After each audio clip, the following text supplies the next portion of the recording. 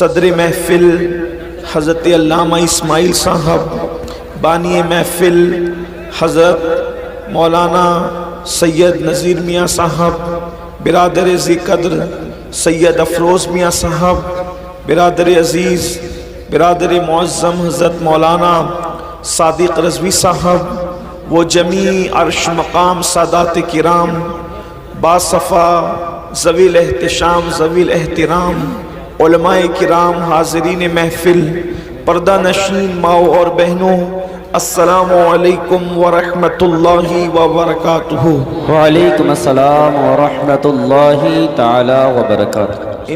مانگے نہ کبھی عطر نہ پھر چاہے دلہن پھول، سبحان دل اللہ۔ اپنا بھی شیدائی ہے اس ناخن پاکا، اتنا بھی مہے نو پنائے چرخ کہن پھول، دندان و لب و زلف رخ شاہ کے فدائی، ہے در عدن لال یمن مشک ختن پھول۔ سبحان اللہ۔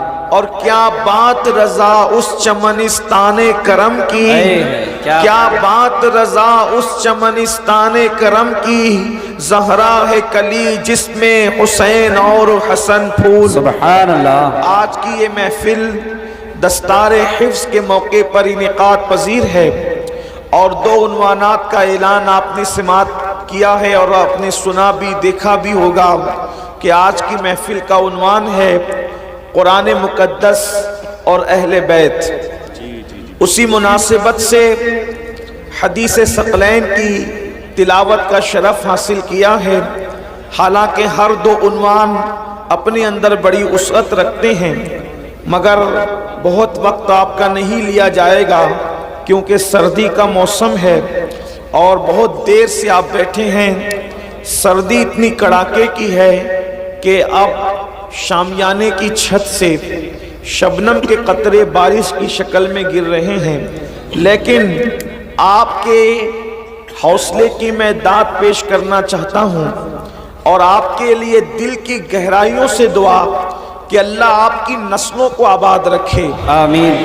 ایسی سردی میں بھی اپنی حاجتوں کو روک کر کے آپ لوگ ہم لوگوں کو برداشت کر رہے ہیں۔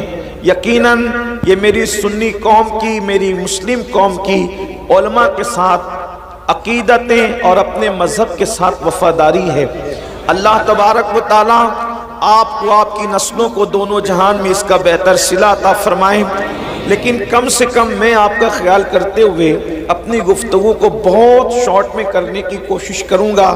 اللہ پاک کی بارگاہ میں دعا ہے کہ جس حدیث مبارکہ کی تلاوت کی گئی، اللہ رب العزت اس کے متعلق مجھے حق کہنے اور آپ سب کو حق سن کر اس پر عمل کرنے اور اسے عام کرنے کی توفیق عطا فرمائے۔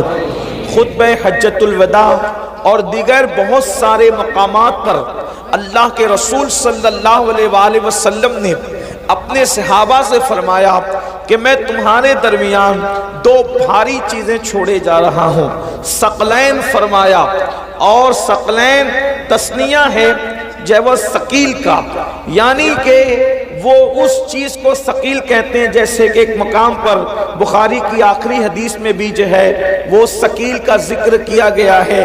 اللہ رب العزت کے حبیب صلی اللہ علیہ وآلہ وسلم نے فرمایا ثقیلتان فی المیزان، کہ میزان پر یہ دو کلمے بہت بھاری ہیں، یعنی کہ جو بہت بھاری ہو، جو بہت قیمتی ہو، جو بہت وزنی ہو، اس کو ثقیل کہتے ہیں۔ مثال کے طور پر زمین کے متعلق بھی ایک ضابطہ پڑھایا جاتا ہے، کشش ثقل، حالانکہ اس کی حقیقت جو بھی ہو، اس پر جس کا اختلاف اتحاد ہو، وہ کوئی میں جو ہے اختلاف اور بحث و مباحثہ یا مجادلے مناظرے کا کوئی بھی معاملہ شروع کرنے کے لیے نہیں آیا، صرف اپنی بات کو تقویت دینے کے لیے۔ ثقیل اس کو کہتے ہیں جس میں کشش بھی ہو، جس میں کھچاؤ بھی ہو، جو قیمتی بھی ہو، جو مضبوط بھی ہو، جو وزنی بھی ہو، جو بھاری بھی ہو، اور اتنا بھاری ہو کہ اس کو پکڑنے والا بھی ہلکا نہ رہ جائے، اتنی مضبوط ہو کہ اس کو تھامنے والا بھی کمزور نہ رہ جائے، اتنی کشش ہو کہ سب کی जो है वो खिंचाव एक तरफ हो और उनका अपना खिंचाव एक तरफ हो। अगर ये जुमले आप याद रखेंगे तो आपको आगे की गुफ्तगू समझ में आएगी। अल्लाह के रसूल सल्लल्लाहु अलैहि वसल्लम फरमाते हैं, मैं दो तुम में सकील चीजें, भारी चीजें छोड़े जा रहा हूं, दोनों का दामन तुम पकड़े रखना। अल्लाह अकबर। एक मकाम पर फरमाया, जब गुमराही आम हो जाए, जब गुमराही फैल जाए, उस वक्त तो अपने दाढ़ों से इन दोनों का दामन पकड़ के रखना, तुम कभी गुमराह नहीं हो सकोगे। अल्लाह अकबर। गुमराही से बचाने के लिए दो चीजें छोड़ी। फरमाया, मैं अपने बाद तुम में दो चीजें छोड़े जा रहा हूं, और वो दो चीजें क्या है? पहले के बारे में फरमाया, किताबुल्लाह, मैं अल्लाह की किताब छोड़ करके जा रहा हूं, कुरान छोड़ करके जा रहा हूं। पता चला जब गुमराही के दलदल में लोग फंसने लगे, जब लोग गुमराही के दलदल में डूबने लगे, उसमें जो दो चीजों का दामन पकड़ना है, उसमें पहले नंबर पर फरमाया, अल्लाह की किताब कुरान है, उसका दामन पकड़ लेना, गुमराही से महफूज हो जाओगे। मेरे प्यारे आका अलैहिस्सलातु व तस्लीम के प्यारे दीवानों, दूसरी चीज पर गुफ्तगू करने से पहले आज ये जरा किताबुल्लाह के मुताल्लिक कुछ बातें सुन लें। जी हो गई बात? एक बार दुरूद शरीफ पढ़ लें। अल्लाहुम्मा सल्ली अला सय्यिदिना व शफीना व हबीबिना मुहम्मद सल्लल्लाहु अलैहि दाइमन अबदा अला हबीबिका खैरुल खल्क़ि कुल्लिहिम। असल में जलसे वालों को कुछ न कुछ अहम बातें करनी होती है, वो ज़रूरत है, तो इसलिए इस पे कोई नाराज़ नहीं होना चाहिए, उनको मौका दे देना चाहिए कि वो बात अपनी कर ले। अगर कुछ और रह गई हो तो वो भी फरमा लें, तो ताकि ज़रूरत पूरी हो जाए। अगर कर सकते हैं तो कर लें, कोई बात नहीं। एक बार फिर दुरूद शरीफ पढ़ें। अल्लाहुम्मा सल्ली अला दाइमन अबदा अला हबीबिका खैरुल खल्क़ि कुल्लिहिम सलातु व सलामुन अलैका या जद्दल हसन वल हुसैन। असल में मैं तकरीर याद करके नहीं आता हूँ कि मैं उसको लफ्ज़ ब लफ्ज़ सुना दूँ, वो जो दिल पर वारिद होती है बात, तो फिर वो बात कही जाती है तो ज़हन से निकल जाती है, उसके लिए आप माफ़ फरमाएं। एक बार फिर दुरूद शरीफ पढ़ें तो बात अल्लाहुम्मा सल्ली अला सय्यदिना मौलाना मुहम्मदिन मादिनिल जूदी वल करम व आलिहि व सहबिहि व बारिक व सल्लिम सलातु व सलाम अलैका या रसूलल्लाह सल्लल्लाहु अलैहि वसल्लम। अफरोज़ मियां, मैंने कभी हक्कानी तकरीर, रूहानी तकरीर, इरफानी तकरीर का कभी मुताला नहीं किया अब तक, अभी तक मौका नहीं मिला। दुरूद शरीफ पढ़े मरतबा मौलाना मुहम्मद मादिनिल जूदी वल करम व आलिहि व सहबिहि व बारिक व सल्लिम सलातु व सलाम अलैका या रसूलल्लाह सल्लल्लाहु अलैहि वसल्लम। अर्ज़ कर रहा था कि अल्लाह के रसूल ने फरमाया, मैं तुम में दो भारी चीज़ें छोड़े जा रहा हूँ, उसमें वज़न भी है, मजबूती भी है, कशिश भी है। पहली चीज़ अल्लाह की किताब, बेशक किताबुल्लाह कुरान, अल्लाह की किताब। और याद रखना, अल्लाह की जितनी किताबें आई जमीन पर, वो अपनी असल शक्ल में इस वक्त मौजूद नहीं है। जो अल्लाह ने भेजी थी उसमें लोगों ने, उस किताब के मानने वालों ने और उस नबी के उम्मतियों ने उसमें तरमीम कर दी। अगर जो किताब नाजिल हुई थी हू बहू, बगैर किसी तरमीम के, बगैर किसी इजाफे के, बगैर किसी कमी के, बगैर किसी ज्यादती के, अगर वो किताब बिल्कुल मुकम्मल मौजूद है तो उस किताब को कुरान मुकद्दस कहते हैं। और अल्हम्दुलिल्लाह ये कुरान का मौजज़ा है कि जब तक क़यामत नहीं आ जाती, हालात कैसे भी हो, हुकूमत कैसी भी हो, मुसलमानों के हालात कितने ही बिगड़ जाए, कुरान मुकद्दस में कभी तब्दीली हो नहीं सकती। इसलिए कि अल्लाह ने फरमाया, अल्लाह अकबर, कि इस कुरान को हमने नाजिल किया है और हम ही इसकी हिफाजत करने वाले हैं। अल्लाह अकबर। मेरे आका अलैहिस्सलाम के प्यारे दीवानों, अल्लाह के रसूल ने फरमाया, अल्लाह की किताब का दामन पकड़ लेना। एक बात आपसे कहना चाहता हूँ, यहाँ पर हजारों का आशिकाने रसूल का जम्मे गफीर है। इस वक्त घर घर की कहानी है, हर घर की कहानी کہانی ہے، مولانا میں تکلیف میں ہوں، مولانا میں مصیبت میں ہوں، میں مصیبتوں میں گرفتار ہوں، سب کے مسائل ہیں، لیکن آؤ آج ہم اپنے مسائل کا حل ڈھونڈ لیتے ہیں، اپنے مسائل کا حل تلاش کر لیتے ہیں۔ میرے بھائی اللہ اکبر، اگر تو روزی کے معاملے میں تکلیف میں مبتلا ہے، بچی کو رشتہ نہیں آتا، یا کوئی بھی مسئلہ ہے، روزی روٹی کا مسئلہ ہو، بیماری کا مسئلہ ہو، بے چینی کا مسئلہ ہو، بے قراری کا مسئلہ ہو، تکلیف کا مسئلہ ہو، کوئی بھی مسئلہ آپ کا ہو، ایک بات آپ سے کہنا چاہتا ہوں، اس کا حل کیا ہے؟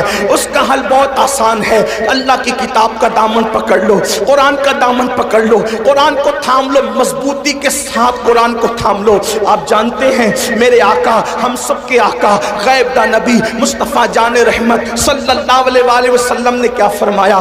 آقا فرماتے ہیں جب کسی کا انتقال ہو، جب کسی کا انتقال ہو اور وہ سکرات کی کیفیت میں ہو، جب وہ مرنے والا ہو، موت کے قریب ہو، اس وقت کیا کرو؟ اللہ اکبر، اس وقت اس کے پاس بیٹھ کر سورہ یاسین کی تلاوت کرو۔ توجہ کرنا، میں نے پہلے ہی کہا میں کوئی لمبی گفتگو آج نہیں کروں گا، وقت بہت زیادہ ہوا اور جو ہے وہ سردی کا موسم ہے، لیکن دو باتیں، دو عنوان ہیں، دونوں کے بارے میں ایک ایک بات پیش کر کے بات مکمل کروں گا۔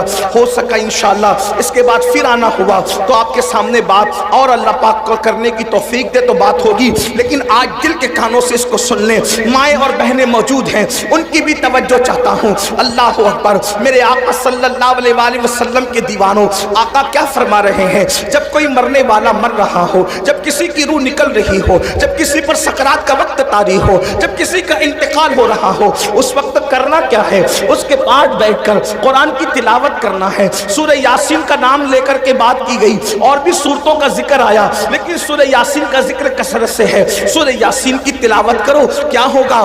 میرے آقا فرماتے ہیں سورہ یاسین کی برکت سے اس کی موت کی تکلیف آسان ہو جائے گی، اس کی موت کی تکلیف کم ہو جائے گی۔ تھوڑا توجہ کرنا، علماء سے پوچھو، علماء کا جمع غفیر موجود ہے، بڑے بڑے علماء یہاں پر موجود ہیں، بڑے بڑے خطبہ یہاں پر موجود ہیں، بڑے بڑے دانشور یہاں پہ موجود ہیں۔ زندگی کی تکلیف کی کوئی حیثیت نہیں ہوتی، اس کی وجہ میں آپ کو بتاؤں، دیکھو زندگی میں اگر کوئی تکلیف میں مبتلا ہو تو کم سے کم دوست کہے گا یار تو ٹینشن مت لے، ہم تیری تکلیف کو شیئر کر لیں گے۔ جیسے مثال کے طور پر کاروبار میں نقصان ہو گیا، اگر تیرا دیوالیہ ہو گیا، اگر تیرے پاس جو ہے معاملات ختم ہو گئے پیسے کے، ایک کام کر، ہم سب مل کر کے تیرا ساتھ دیتے ہیں، کچھ پیسے ہم لگا دیتے ہیں، دوست بھی سپورٹ کرتے ہیں، بھائی بھی سپورٹ کرتے ہیں، امی بھی سپورٹ کرتی ہے، بابا بھی سپورٹ کرتے ہیں۔ یعنی دنیا کی کوئی تکلیف ایسی نہیں جس میں سپورٹر نہ مل جائے، جس میں پارٹنر نہ مل جائے، جس میں مددگار نہ مل جائے۔ اللہ اکبر، اگر کوئی تکلیف آتی ہے نا تو دوست کہتے ہیں یار تو پریشان نہ ہو، جہاں تیرا پسینہ گرے گا وہاں ہم اپنا خون گرا دیں گے۔ ماں اپنا پلو جو ہے اپنے بیٹے کے پسینے سے پوچھتی ہوئی نظر آتی ہے، میرے لال پوری زندگی کی پونجی تج دوں گی لیکن تیری پیشانی پر مایوسی کی سلوٹیں نہیں دیکھ سکتی۔ اللہ اکبر، دنیا کی مصیبت وہ ہے جس میں آپ کو پارٹنر ملیں گے، مددگار ملیں گے، اور دنیا کی مصیبت کو کوئی نہ کوئی حل ہے، اس کا کوئی نہ کوئی حل ہے، لیکن اللہ اکبر، موت کی تکلیف کیا ہے؟ موت کی مصیبت کیا ہے؟ اللہ اکبر، اگر سرہانے بیٹے ایک نہیں 10 بیٹے بھی سرہانے کھڑے ہیں تو باپ کی موت کی تکلیف کو کوئی ایک بیٹا نہیں اٹھا سکتا، کوئی بیٹا اس کو شیئر نہیں کر سکتا، اولاد اس کو شیئر نہیں کر سکتی، بہویں اس کو شیئر نہیں کر سکتی۔ اور موت کی تکلیف کتنی سخت ہے، آئیے اس کی ایک جھلک آپ کو بتا دوں۔ اپنے مسائل کا حل یاد رکھنا صرف تعویذات کے اندر نہیں ہے، تعویذات میں ڈوبنے والی میری سنی قوم سن لو، ہر مشکل کا علاج تعویذ نہیں ہے۔ تعویذات میں سحر اور جادو کا علاج تو ہو سکتا ہے لیکن ہر مشکل کا علاج نہیں ہے، ہر مصیبت کا علاج نہیں ہے۔ تعویذات پر تکیہ کر کے بیٹھنے والی میری قوم، تیرے لیے تو اللہ کے رسول نے نسخہ کیمیا عطا کیا ہے۔ سن لو موت کی تکلیف کیا ہے۔ اللہ اکبر، صحابی رسول حضرت سیدنا عمرو ابن عاص رضی اللہ تعالیٰ عنہ ارشاد فرماتے ہیں، جس کو فقیہ ابو اللیث سمرقندی لکھتے ہیں، کیا لکھتے ہیں؟ اللہ اکبر، جب کوئی انسان دنیا سے جا رہا ہو، جب کسی کی روح نکل رہی ہو، جب किसी को मौत आ रही हो, अल्लाह अकबर, यहाँ नेक और बद की तमीज नहीं है, ये नेक और गुनहगार की अभी यहाँ पर तफरीक नहीं है, या मुतलकन सबके लिए बयान किया जा रहा है। जब कोई दुनिया से जाता है, चाहे नेक हो या गुनहगार, उसके सीने पर ऐसा बोझ लगता है, ऐसा लगता है कि जैसे जमीन और आसमान को उसके सीने पे रख दिया गया हो। अगर किसी के सीने पर जमीन और आसमान रख दिया जाए तो उस वक्त तो उसको कितनी तकलीफ होगी। उस वक्त उस मरने वाले को तकलीफ होती है। अपने कानों में एयरफोन लगाकर गाने सुनने वाले जवानों की तवज्जो चाहता हूँ, शराब की नशिशों को आबाद करने वालों की तवज्जो चाहता हूँ, रात रात भर इंटरनेट पर बैठकर ज़िना के मनाजिर देखने वालों की तवज्जो चाहता हूँ। मेरे भाइयों गौर तो करो, एक मंजिल वो आप पर भी आनी है, वो मुझ पर भी आनी है। वो मंजिल कौन सी है? वो मौत की मंजिल है, वो घाटी मौत की घाटी है, मरना सबको है। अल्लाह अल्लाह, सहाबी रसूल हजरत अम्र इब्न आस रज़ी अल्लाह ताला अन्हु कहते हैं, जमीन और आसमान अगर किसी के सीने पे समेट कर रख दिया जाए तो उस वक्त जो उसकी तकलीफ होगी वो तकलीफ मरने वाले को होती है। जरा तसव्वुर करो, अगर घर का पंखा सीने पे गिर जाए हम बर्दाश्त नहीं कर सकते। अल्लाह अकबर, सीने पे पत्थर लग जाए हम बर्दाश्त नहीं कर सकते। ड्राइविंग करते वक्त अगर कार की स्टीयरिंग सीने पर आ जाए हम बर्दाश्त नहीं कर सकते। अल्लाह अकबर, वो कैफियत आप पर भी आने वाली है, वो कैफियत मुझ पर भी आने वाली है। अंधेरा घर, अकेली जान, दम घुटता, दिल उकताता, खुदा को याद कर प्यारे, वो साथ आने वाली है।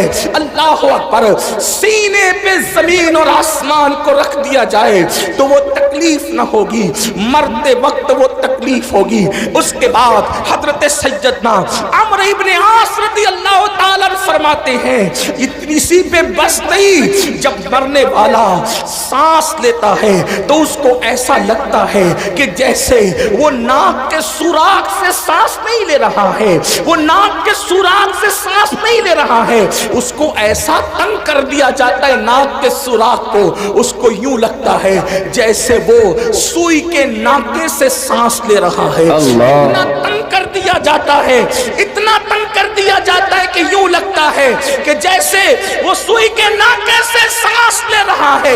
मेरे प्यारे आका सल्लल्लाहु अलैहि वसल्लम के प्यारे दीवानों, इसी पर बस नहीं, हजरत सैयदना अम्र इब्न आस फरमाते हैं, अल्लाह अकबर, अगर किसी के पेट में बबुल का दरख्त उगा दिया जाए और फिर उसकी डंठल उसके नीचे के मकाम से कोई खींचे इस तरह से कि उसकी रग रग में बबुल का कांटा चुभा हुआ हो और खींचने वाला जोर से खींचे, तो उस वक्त उसके पेट की कैफियत क्या होगी, उस वक्त उसकी रगों की कैफियत क्या होगी, उस वक्त उसकी शरियानों की कैफियत क्या होगी। अम्र इब्न आस कहते हैं, जब रूह निकलती है तो ऐसा लगता है कि जैसे बबुल का कांटा का दरख्त पेट पे उगाकर कोई नीचे से खींच रहा है। ये कैफियत होती है मरने वाले की। हजरत मूसा कलीमुल्लाह फरमाते हैं, जिंदा बकरे की खाल उधेड़ी जाए तो उतनी तकलीफ नहीं होती जितना तकलीफ मरने वाले को होती है। अल्लाह के सच्चे नबी गैबदा फरमाते हैं, एक इंसान को 313 तलवारों से एक साथ हमला करके मारा जाए तो 313 तलवारों की ज़रब उतना तकलीफ नहीं पहुंचाती जितनी तकलीफ इंसान को मौत के वक्त होती। ये मौत की तकलीफ है और इतनी प्यास लगती है, इतनी प्यास लगती है कि अगर 7 समुंदरों का पानी मुंह में निचोड़ दिया जाए तो वो प्यास को कोई बुझा ना सके। और रिश्तेदार चमचे चमचे से पानी उंडेल रहे होते हैं। अब इस तकलीफ, ऐसी तकलीफ कभी दुनिया में सुनी?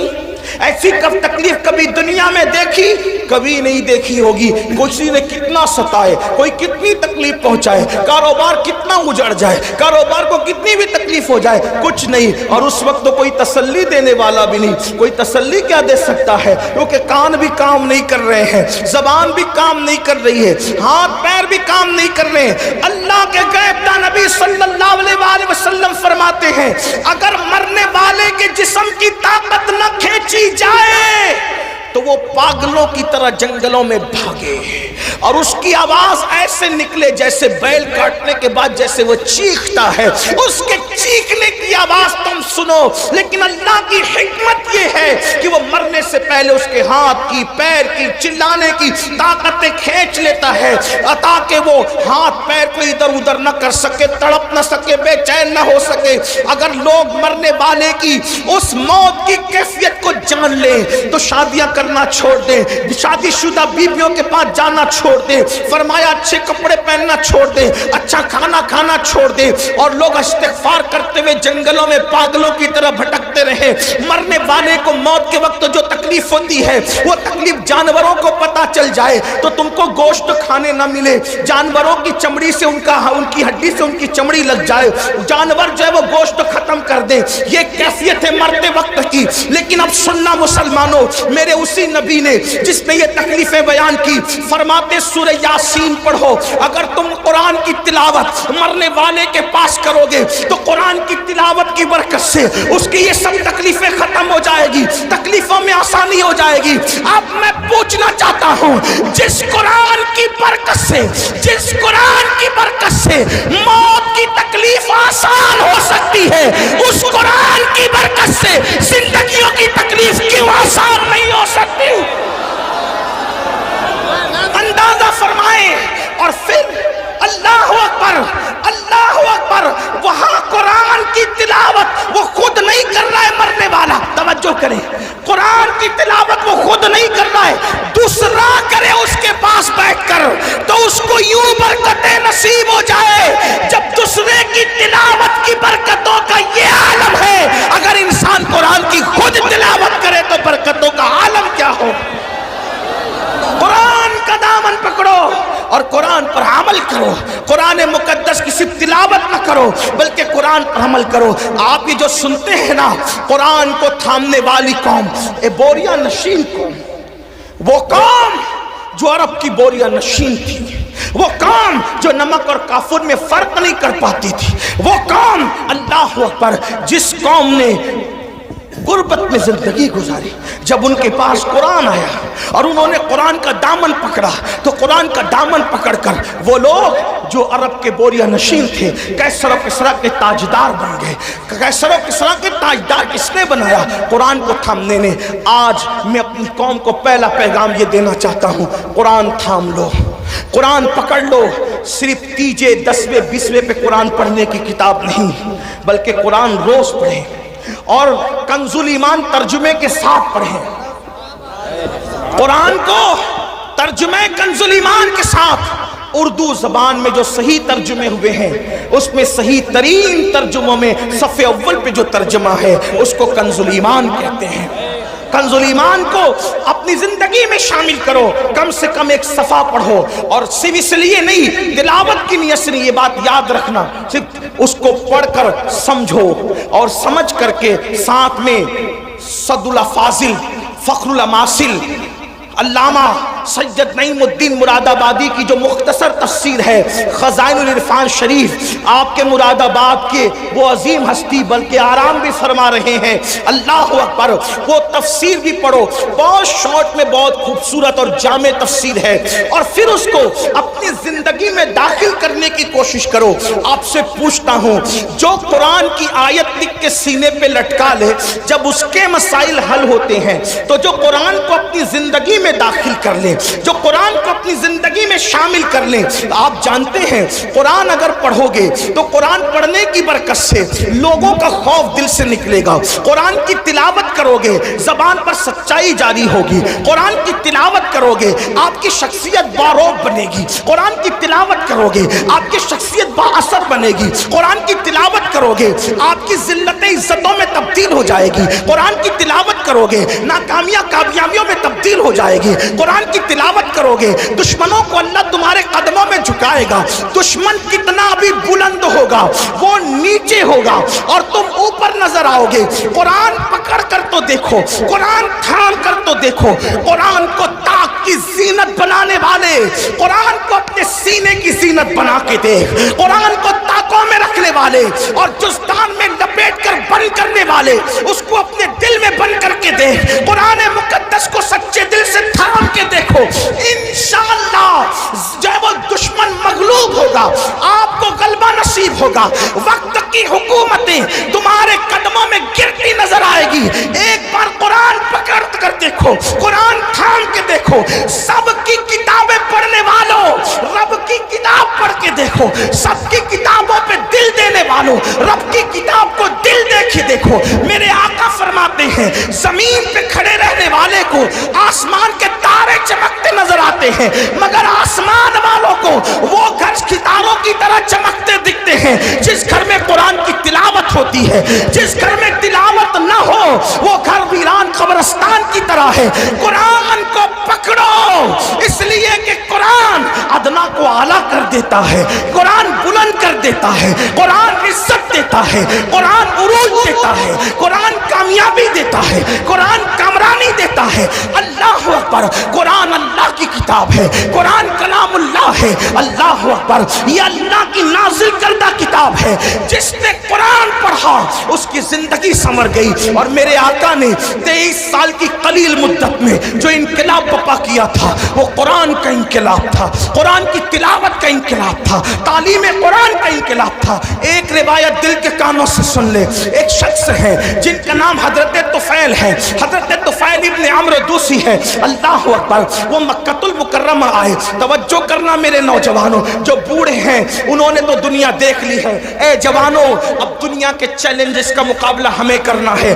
ہمیں قرآن تھامنا ہے, قرآن لے کر آگے بڑھنا ہے. قرآن کی طرف آؤ. اللہ کے نبی نے قرآن کی طرف بلایا, نہ عرب کی طرف بلایا, نہ عجم کی طرف بلایا, نہ سیاہی کی طرف بلایا, نہ سفیدی کی طرف بلایا. میرے آقا نے نہ خطے کی طرف بلایا, نہ قبیلے کی طرف بلایا. حضور نے قرآن کی طرف بلایا. آؤ قرآن کی طرف پلٹیں, آؤ قرآن کی طرف رجوع کریں, آؤ قرآن کی طرف توجہ کریں. اللہ اللہ, دشمن دوست کیسے ہوتے ہیں, بیگانہ اپنا کیسے ہوتا ہے. اللہ اللہ. تو طفیل ابن عمر کہتے ہیں کہ میں مکہ تجارت کے لیے آیا تھا. مکے میں ہنگامہ تھا, مکے میں طوفان تھا. کیا طوفان تھا, جو بھی تاجر مکے میں آتا اس کو آتے ہی مکے والے گھیر لیتے. مکے کے وہ دشمن, وہ گنڈے جو رسول اللہ کے خلاف تھے وہ گھیر لیتے. ان میں اونچا اور بڑا نام جو ہے اللہ اکبر اس بدماشی میں ابو جہل کا ہے. یہ بڑا زیادہ بدتمیز تھا, اس کو اس امت کا فرعون کہا گیا. تو طفیل کہتے ہیں ابو جہل میرے پاس آیا اور آنے کے بعد کہنے لگا